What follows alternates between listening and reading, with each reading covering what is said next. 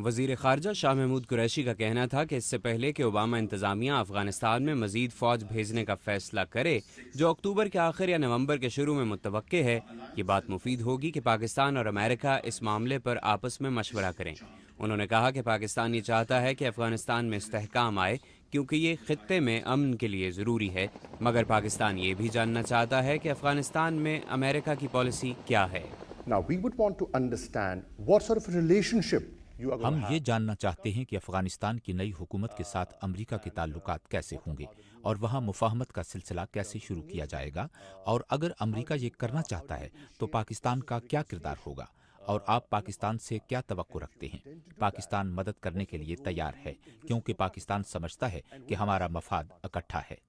مخدوم شاہ محمود قریشی کا کہنا تھا کہ پاکستان میں مضبوط ادارے موجود ہیں جو اپنے بل پر دہشت گردوں کے خلاف لاہے عمل تیار کر کے ان سے لڑنے کی صلاحیت رکھتے ہیں، اور اس کا مظاہرہ سوات اور مالاکن ڈویژن میں کیا جا چکا ہے، مگر افغانستان میں کامیابی کے لیے وہاں موجود افواج اور پاکستان کی فوجی قیادت کے درمیان مسلسل معاونت کی ضرورت ہے۔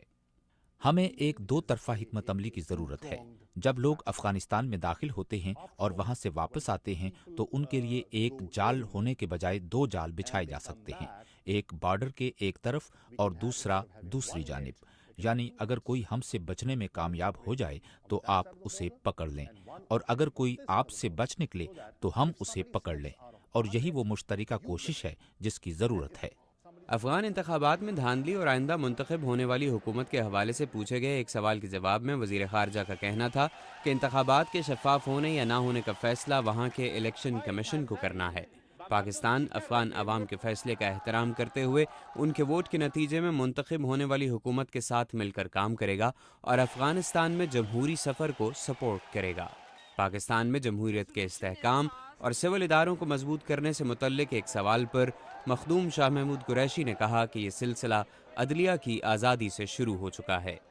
سپیریئر عدلیہ میں ہونے والی نئی اپائنٹمنٹس ایک مشاورتی طریقہ کار کے ذریعے ہو رہی ہیں، اور وہ تمام ادارے جنہیں آئین کے مطابق اس سلسلے میں اختیار دیا گیا ہے ان کی رائے کا احترام کیا گیا ہے۔ وزیر خارجہ کا کہنا تھا کہ پاکستان میں آج ایک ذمہ دار اور حالات سے واقف سول سوسائٹی جنم لے چکی ہے جس سے پاکستان فائدہ حاصل کر رہا ہے۔ شاہ محمود قریشی کا کہنا تھا کہ کیری لوگر بل پر ملک میں اختلاف رائے جمہوریت کی خوبصورتی ہے، مگر پاکستان کی موجودہ حکومت یہ سمجھتی ہے کہ یہ امریکہ کی طرف سے پاکستان کے عوام کے ساتھ طویل المدت بنیاد پر تعلقات قائم کرنے کے لیے پہلا مضبوط اشارہ ہے۔ محمد عاطف، اردو VOA، واشنگٹن۔